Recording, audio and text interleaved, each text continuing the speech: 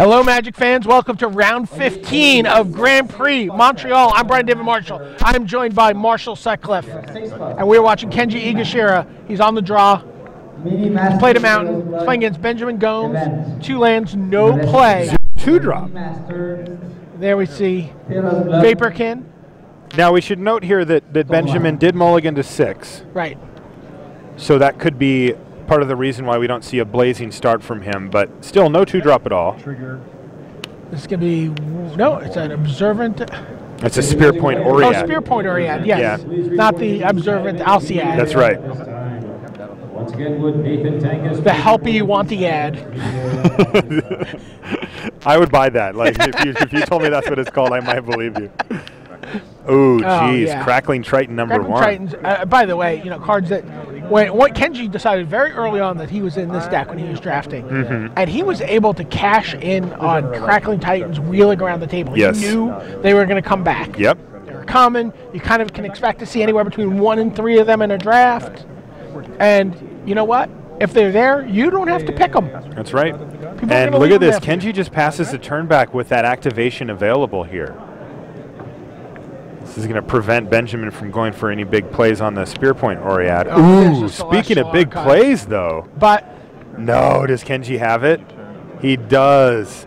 Faded Conflagration, just straight 1-for-1 with the big 4/4 flying first strike. That's so hard to do. Yeah, he wants to untap and you have his mana available. And here he goes. He's going to go to the air. Is he going to the skies right now? He is. Fly for 6. This is classic You're Kenji. at 8. Yeah, he's very aggressive, is his base mentality, and you can see that here. He's not getting cute. He's just suiting up and flying into the skies here. He's got a lot of burn in that deck, too. Oh, there it is. Okay. There's your Observant Alciad on the Spear Point Oread. That's not going to do much here. Nope, that gets in for 4. In fact, this is dead. just lethal. He's dead. Yeah, this is just lethal. There's no card that matters here. Unless he has a path to exile. You're at 2. 2 you. Okay, bye. And we see a little smile from Kenji there. He's like, I did the math. We figured it out. So Kenji Egashira up a game quickly. Yeah, that was a very fast turn 2 play, turn 3 play, turn 4 I've got the Conflagration, turn 5 I've got the Nimbus Naiad. Used up all of his mana Are you dead every yet? turn. No? Okay, attack. And Benjamin Gomes, his deck, he's got 3 colors. He had a mulligan, had a Bronze Sable in his hand for a couple turns that game that he just didn't have a window to play. I see. Didn't get to come out with that on turn 2 and get going. Maybe sort of enhance that, but again, we've got Grip Tides and we've got tempo going on over here. It's going to be difficult for him to really get going. And don't forget, there's also Anger of the Gods in Kenji's deck. Yeah, yep. And that can be a huge play for Kenji, too, against the red-white deck. Yeah. Yeah, Kenji's deck is perfectly capable of slowing down. That was a pretty aggressive draw for his deck, but he's pretty capable of just playing like a slower, longer game. Yeah. He's got multiple divinations in his list, and that really does enable him to go long. He also has a mnemonic wall. Yeah. Which can buy back a divination or maybe a burn spell, and it really does let him kind of grind away, and he'll find a victory through some bestow thing or a couple of flyers or something down the line. Oh, he looks like he's doing some major surgery there, though, on the deck. Interesting. I would be curious to see what he's taking out. I mean, he's seen now that his opponent's on red-white, and he could be taking out any number of things. He could be taking out, like, divinations and that kind of thing. Honestly, he could also be taking out 3 islands and putting in 3 islands. Sure. I have 3 islands on my sideboard, and I don't want my opponent to be. I want my opponent to think about something. Yeah, that's true. I mean, Kenji plays online for the most part, where that isn't a factor. You think that's not in his range? I don't think it is, but it's possible. I mean, look, he's got to scrape every edge here. He's playing for top 8. Both of these players are. Both sitting at 12 and 2. You got to remember what a long journey it's been to get here for both of these players, and it's funny because Kenji gives us a little look. He's a bit of a ham. Camera aware. Yeah, very much so. So that was him signaling Browntown to his viewers. That's when he gets into attack mode. Yeah. And he did that game. Yeah. Beat down. What would normally be an incredibly strong play for Benjamin there with Celestial Archon just gets 1-for-1 out of the sky at instant speed. Yeah. I'm curious. I mean, and that may be the card for that 4 mana. Maybe that's the card that got him thinking about some cards in the sideboard. Oh, it could be.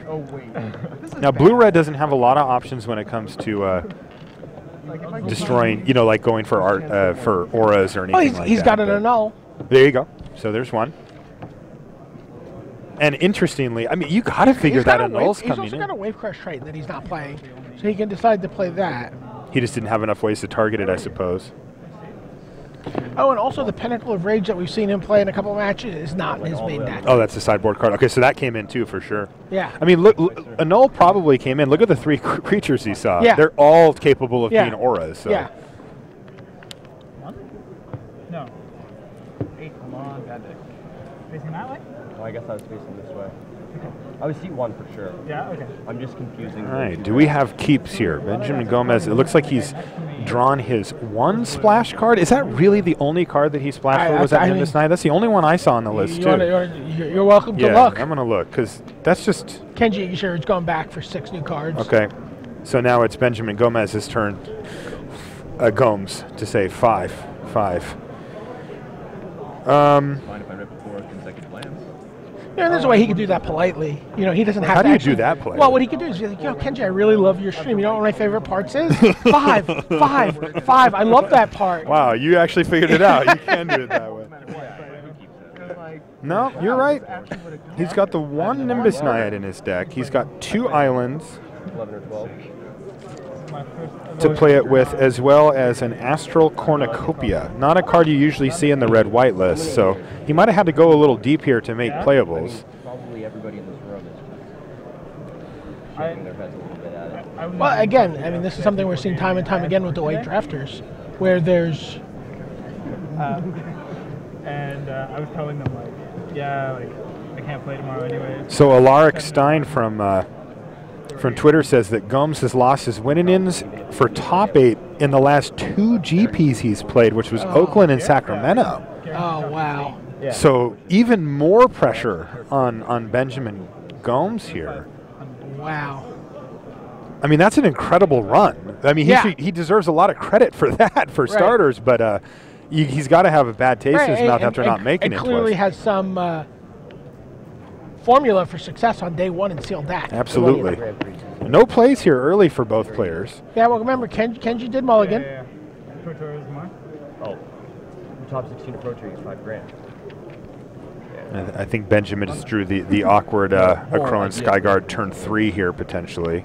Though he wants to use up his mana either way. It's like the only event maybe it wasn't that, because probably would have played it. There's that Astral Cornucopia. That's going to tap for any 1 color mana for him. Uh-oh. Kenji's missed his land drop here. No blue mana source to be seen, and no 3rd mana for Kenji. All 3 colors online for Benjamin. He even has an island. He plays the Skyguard. And maybe he just wanted to play it with enough mana up that he can protect do a trick or something. Yeah, that could absolutely be the case. Kenji has a lot of burn in his list, and he finds his 3rd mountain, but still no play for the turn.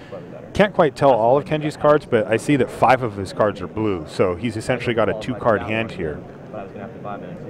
This is going to be... Is this Observant? Yep, this is going to be a Nimbus Naiad. Oh, no, Observant. So this is a big one here. If this happens, it's going to put Benjamin in the driver's seat in this game, and it does. Wow. Sarah Angel online. Yeah.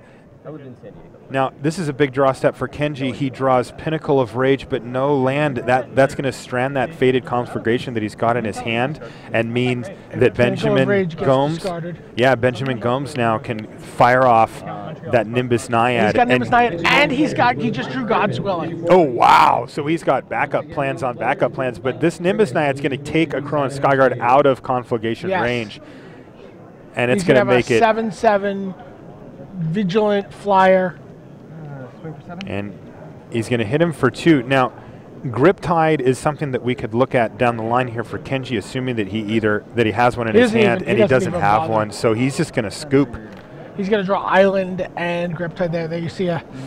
Yeah, he says, "Well, I guess I might have asked for." I mean, he kept what seems to be, maybe a sketchy six card hand. Maybe it just needed an island to get unlocked. He's on the draw. I think he had a divination in hand. Yeah, see that would be my guess is that he had a divination.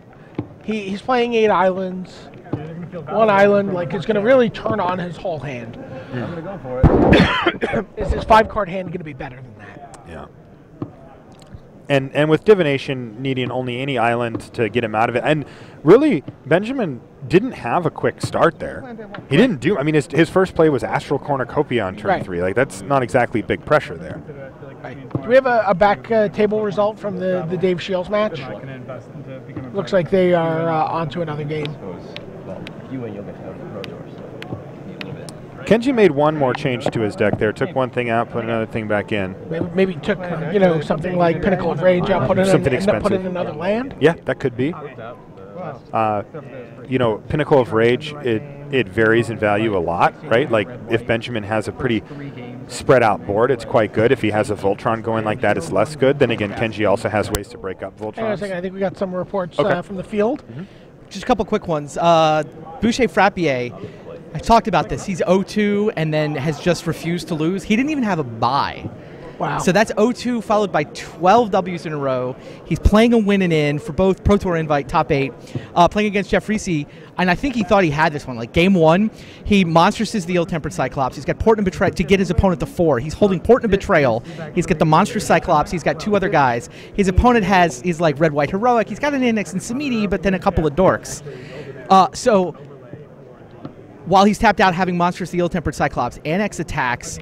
It gets Mortal's Ardor. Is that the white one that gives +1/+1 and lifelink? Lifelink, yeah. So everybody gets bigger, and lifelink, gains some life. Oh, then Fall of the Hammer to get Annex to 6 to kill the Ill-Tempered Cyclops that's monstrous. And instead of being at 4, dude's at 16. No. And, by the way, dealt 14 damage in that one attack. Wow. Phase. It was just the most ridiculous flurry What a of... swing. Yeah, so right, down he gains life twice there on. Yeah, he gains life both off the combat damage, and Fall of the Hammer triggers the lifelink as well because it's the creature that deals the 6 damage. And the creature has absolutely lifelink. ridiculous. Wow, Jeff that's Reese up a insane. game there.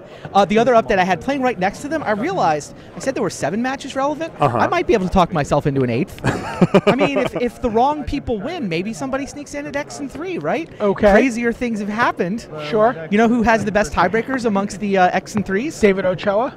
David Ochoa. We can't imagine somebody from Channel Fireball sneaking into a top 8. That would never happen, right? It's been at least a week since it's happened. If that happens this week, get your tinfoil hats out, people. Yeah. Kenji looks at 7. He's on the play. Is this the 7 that's going to get him into the top 8? He says, yep. And Benjamin says the same thing. He says, no, these ones are going to get me into the top 8, and we're going to see which one gets there right now. Nice start for Kenji with a Vaporkin.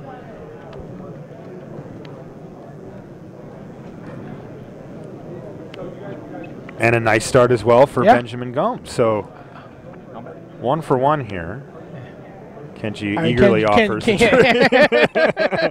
Like, okay, I'll attack. And Flame Speaker Adept. Oh, nope, he's going to go for the Crackling Triton. That makes sense. Puts a little pressure on Benjamin to do something here. Does he have something here? Fearsome Temper. He does indeed. Attack for 4. This could be a quick one. One way or the other. I think Kenji's holding a fated conflagration, but he's a couple mountains away. Yeah. All right, step 1. Yeah. Okay, so we got a slugfest here, it looks like. I don't think we're going to see a lot of blocking this game. Okay, here comes Flame Speaker Adept. And a mountain. Another thing to remember is that Fated Conflagration, if you do it on your turn, does have Scry ability, so that'll pump up the Adept. Could change the combat math here, potentially. All right. No main phase play here for Benjamin Gomes, so he's getting in there for 4. Oh, geez. This is going to get tense, I think. Astral Cornucopia, does he have a follow-up play? I think he does. I think he's got a Minotaur. Okay. Okay.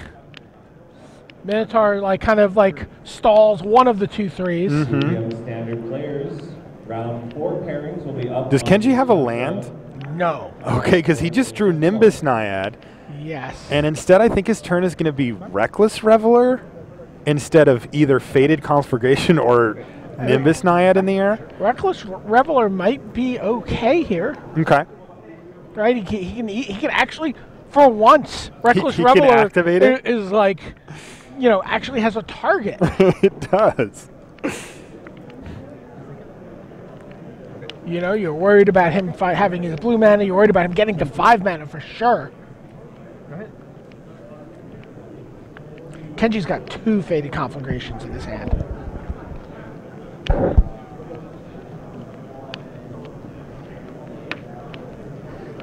He's also got a Nimbus Naiad though, so you know he might be able to just say, you know what, I'm on. Oh, but then it's not going to block. But then he's going to use his mana.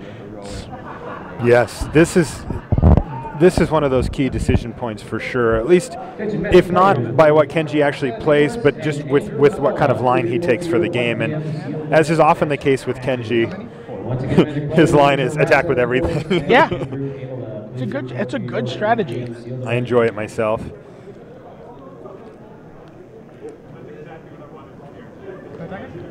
So Benjamin's trying to decide which of the 2 creatures he wants to block that he is able to. He's going to block, interestingly, he's going to block Flame Speaker Adept. Okay. Take 4. Go ahead.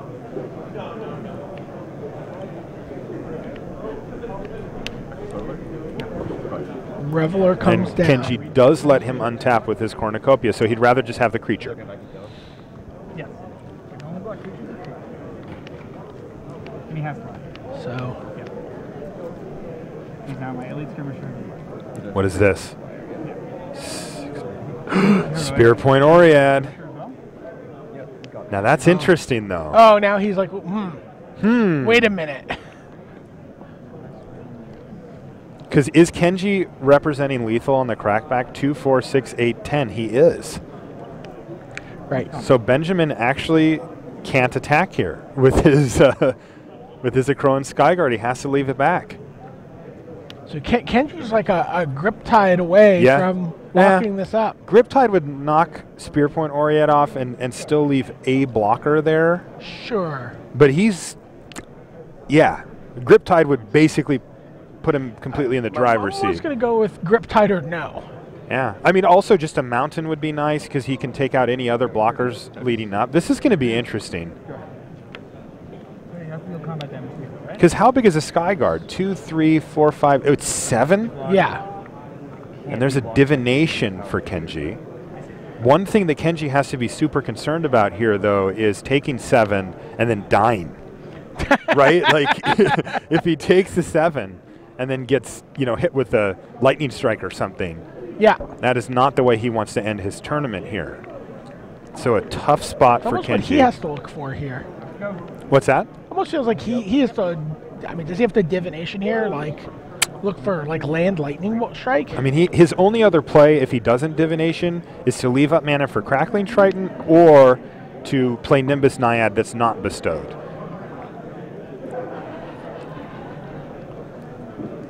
This is close. Well, these games have This is galloped along. so They've close. galloped along though. Yes. This is such a close one because if Kenji has to find a way to block next turn or risk losing. Now, it doesn't mean that he will for sure because right now Benjamin Gomes has 7 power on the Skyguard plus 2 and Kenji's at 10. So that would leave him at 1, but in white-red, there's any number of ways to get that damage through. And what has Kenji decided? Can he take a turn to play divination? I think he has to. Or does he have to play? Because there's sequences of plays that could kill him if he plays divination because Vaporkin can go down and then a combat trick can kill him. There's a land. Okay, so he hits 2 lands, but it doesn't look like he has another play here. I mean, can you just sacrifice the Reveler here and cut him out of his 3rd color? I think it's too late for that. I just don't think it's going to matter at this point. So the things that Kenji's worried about is something killing Vaporkin and then getting a pump again on the Akroan Skyguard. But this is a reasonable start here for Benjamin. Is from Kenji's side, he says, "Well, I'm still alive at least, but there's another fresh draw step entering the fray here." So this but is. He can also, he's got the fearsome temper. Like the Vaporkin can't really block. That's right. He can just shut it down. So it can also be fearsome temper plus combat trick here to kill Kenji. But there's not that many. It would have to be like Titan Strength or something along those lines. This is close. This is about as close as they get. Move to combat, take 5, 15, trigger this. And in they go. So both creatures attacking. And Kenji's going to double block. And he's going to chump block with Vaporkin. So falling behind here. Damage? Yep. First strike. But if damage happens, okay. Andrew Abella. So since that Astral Cornucopia was tapped there, Benjamin's not able to regenerate if that was something that he wanted to keep up. Couldn't make black mana, so he's just going to have to throw away his Minotaur there. But Kenji takes 0 damage this turn. He has 6 power on the board. You got to figure, though, that Benjamin's got some follow-up plays. He has to find a Grip Tide.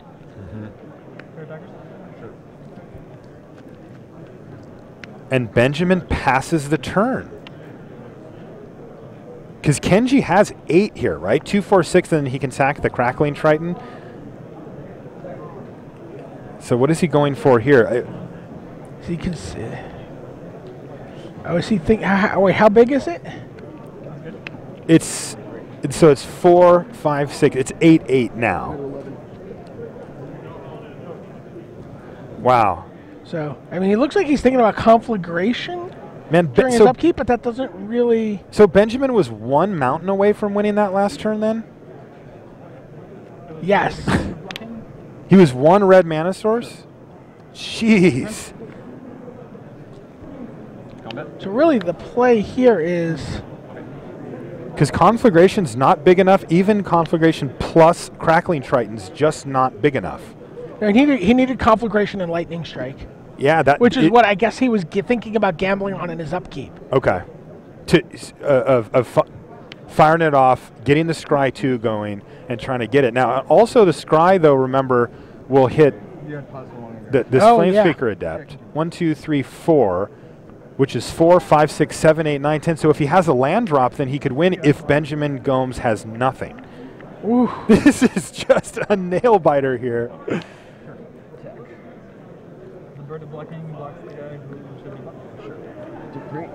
Yeah. Okay, so he's already got his land. Yeah, Magma Jet or Lightning Strike plus Conflagration could have done it there. But he is going to be able to be alive here, right? Because no, actually he's just dead. I mean, right, he pays 3 mana, white, white, red, says Nimbus Naiad can't block. Okay, so now Kenji can take Astral Cornucopia off the table, denying Benjamin the red mana he needed, so he needs to rip a mountain here. Okay. Oh. I know. Ray of Dissolution to kill the only blocker and make 10. it so that he doesn't need to. 8, 9, 10 on board. Kenji's representing the only thing that really could matter here. Oh, gosh. And it doesn't matter at Ordeal all. of Heliod. Yep, Kenji could have Voyage's End, but this is lethal, and that's going to do it. Wow. Kenji Egashira And congratulations, falls to Benjamin Gomes. Congratulations, Benjamin Gomes. Yep, We learned gets that over the hump. he get last 2 limited GPs he's played in. He's lost his winning in. Wins his winning in today. Yep. Great job by Benjamin Gomes. Yeah, fantastic to pull that result. off. Both players in a high-intensity match sitting at 12-2, and Benjamin Gomes is going to advance to the top 8 here in Montreal. Randy, what do you got? I get another top 8 member. Joining Benjamin will be Morgan Chang. Oh, wow. Oh, good Yeah, for Morgan. Chang beats Adam Ben to get to a clean 39 points. He is safely through. A couple other matches in progress. Boucher Frappier, 0-2 winning streak. He forced a game 3. He won the second one. Also forcing a game 3 is Brock Parker's opponent, Judah Alt. So Brock hoping his tiebreakers don't matter, Judah hoping to win and get in. So I'll keep you updated. Still lots going on. Okay, yeah, including the match with Dave Shields. That's just across the feature match table there, and we check in on them now. You see Maxime Doorn on your left. One of those vapor tattoo wheels. Yeah. Played Nefara's Warden to go with his Wave Crash Titan and his. That is a lot of toughness. Yeah, it's a lot of Dreamfinder Griffin. Yeah, or Griffin Dreamfinder. He's got a 1/4, a 1/4. Is that and an a 1/2. arbiter of the ideal for Dave Shields? Where at? Or is that Oh yeah, just no his on the disciple? no on the table. It's an arbiter of the ideal. Yeah, I was looking in his hand. Look no further than the table. Also, Doxos of Miletus unfortunately can't attack through any of these. It's just like the saddest Daxos ever. Doxo of Miletist. Leastest. The leastest. Still, though, Arbiter of the Ideal going to do serious work here. That's a 4/5. That thing can get through the Griffin and can start generating big card advantage for Dave Shields. But not right now. Dave would rather pass. He's got Griptide mana available. He's got the Griptide Daxos combo. Yes, he does. Unfortunately for him, the Daxos side isn't getting through anytime soon. He also has the Griptide Arbiter of Ideal combo. Your opponent goes to kill your creature, you Griptide it to the top of your library, you untap your Arbiter, you put it back into play. I like it.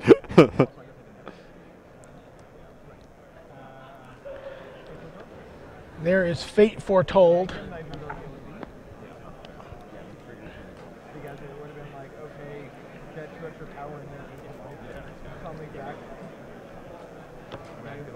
Not sure where Dave's pointing at there. Well, so the targeting happens no matter what, right? Yeah, the heroic trigger. Oh, sure. So he might Griptide in response, but he's decided to let him draw a card. And that's going to prevent Inspired from happening on that Arbiter and keep the pressure off a little bit. Dave Shields is up a game, as you can see.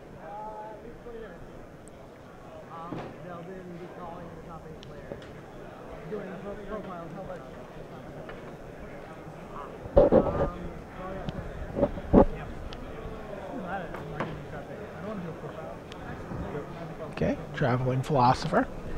Not doing much here. Tap your Daxos.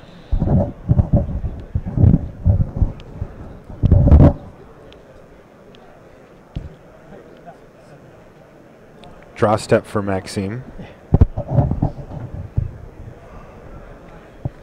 Yeah, Daxos is just kind of spinning his axe in circles there, huh? You can't play a land from Daxos, no.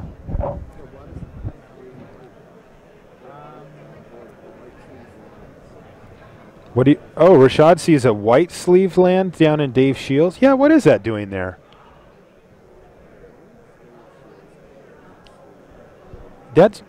Is there another? I can't think of another way off the top of my head that they would have thought that, but you don't get to play lands from Daxos, that's for sure.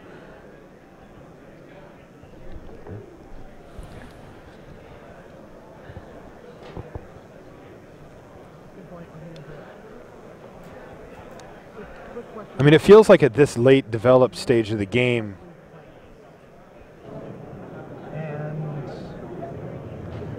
it looks like the judge is asking. I like this camera angle.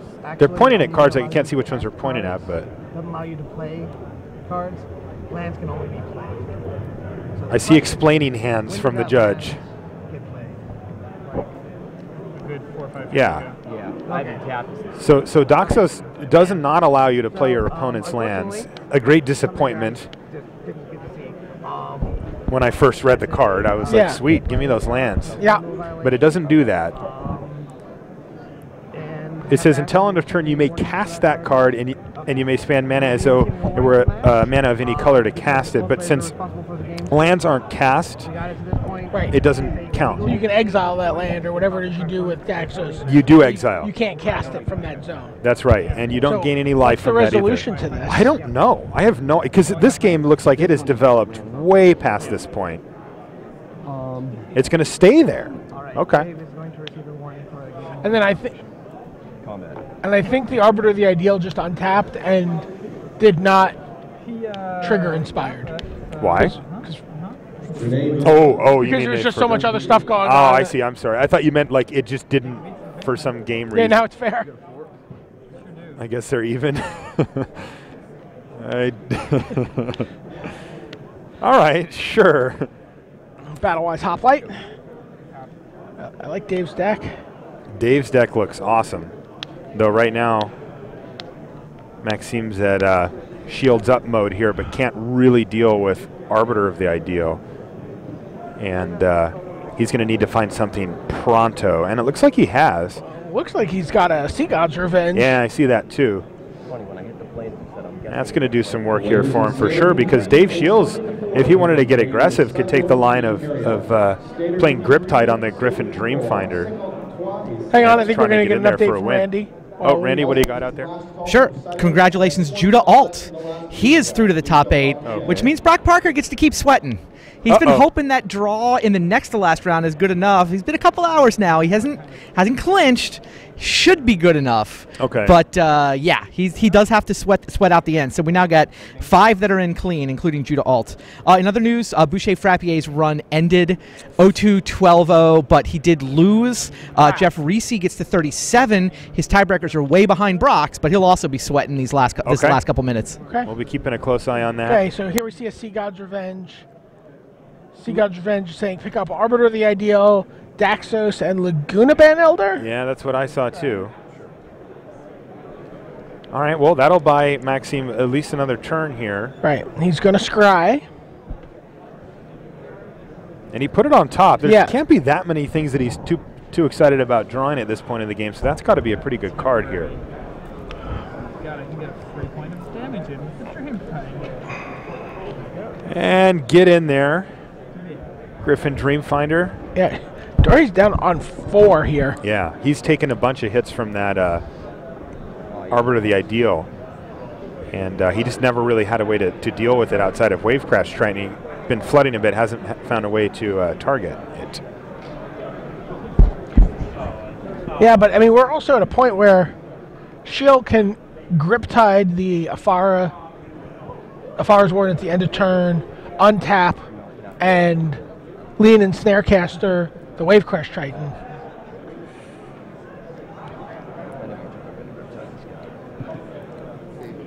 Yeah, he's got that white bordered land set aside there.